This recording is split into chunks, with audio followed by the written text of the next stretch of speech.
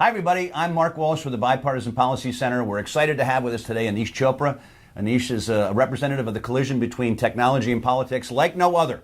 He was the fourth Secretary of Technology for the Commonwealth of Virginia, and then was named the first Chief Technology Officer of the United States government under the Obama administration. He's done a lot of other great stuff, but we're here to talk about, in many ways, that collision that he saw and continues to see as a government, now private sector executive. So, Aneesh, thanks for being here. My pleasure. Thanks, Mark. So the first question I'll toss your way is your experience in Virginia. Yeah. An amazing state or commonwealth, but it had obviously a lot of rural challenges that we're now seeing with opioids and others. It had a military base, a huge military presence, and then an urban part of Northern Virginia that had all the challenges that cities and large cities have. What did you see as a state representative and Secretary of Technology for that state that also maybe trickled over to the federal government in ways that sort of access to capital, to Main Street, as we call it here with our new report? What are some of the challenges that you saw there? I saw three things that I thought were relevant nationwide. First and foremost, I did find talented people in all corners of the Commonwealth. That part was relatively straightforward, but they had different support systems. So that was point number one, a disconnect.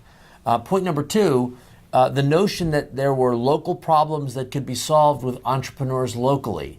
So when we found the need to improve medical records interoperability, it was the military community where they had their records held by the DoD. They had to print paper, walk over to the VA when they left, then get another printed paper to go to the civilian sector.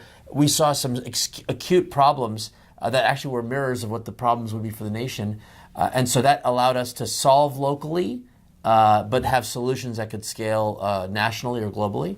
And then the third thing that I saw is that our systems were not geared towards the problems that they encountered in their local areas. So we had a state venture fund, if you will, but when you look at the distribution of funding, virtually all the money went to Northern Virginia. And so we launched this essentially a crowdsourcing campaign to say, let's restrict the source of talent to be only in the rural areas, and just for kicks, let's see, could people meet the bar if we put a dedicated marketing campaign? And sure enough, we demonstrated that there was incredible talent, met all the requirements. We didn't downgrade the requirements. We just didn't put the focused energy on surfacing them up. So we realized that if you look at these 3 points all together, talent is everywhere, infrastructure is not.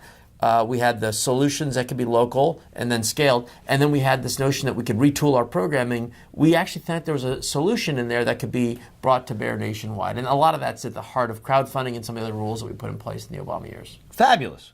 Well, our new report here at the Bipartisan Policy Center, which you know on the Main Street Task Force, has a lot of recommendations. But I noticed that you have often talked about public-private partnerships as being an engine that can be extraordinarily successful at both the local, the state, and the national level. Walk me through some of those thinkings or some of those thoughts. Well, in the digital era, the public-private collaboration can be one-to-many. It used to be the challenge of public-private, which is one private company partners with the one government because of implementation burden. And so you're picking winners and losers, and there's some challenge. Now, if you were to, for example, open up IRS records so that a person applying for a loan can authorize the local bank in order to access the information, that public-private means that I, as a consumer, can designate a private app of my choice, whether it be a local bank or a fintech startup, to access my sensitive information to help me get a loan decision rendered faster.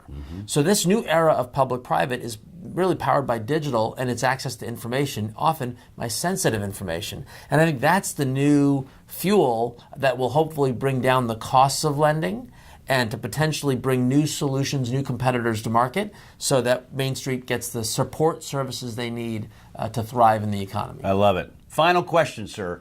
Again, the report that the Bipartisan Policy Center has issued about Main Street finance and access to capital, you just mentioned fintech. So that's kind of a hot term. We're all like, oh, fintech, everything's going to be fixed by fintech. What are some of the dangers that you're seeing, or maybe the challenges, I won't say dangers, of this sort of drunken fueling of fintech technology that we're seeing around? No machine built algorithm is any better than the supply of the source data that drives it. Nicely said. So if you input bias, if you input constrained information, the output can only get you so far. And so you have a circumstance now where today's criminal justice system, the AI or the machine learning tools they use disproportionately increase sentencing for African American males. And so a byproduct of a machine that was trained on biased data obviously will give you biased results. So we need a new data ethics culture to install guardrails as we introduce these technologies to solve real critical problems while protecting the American people. We can do both. We have to do both. Nicely said.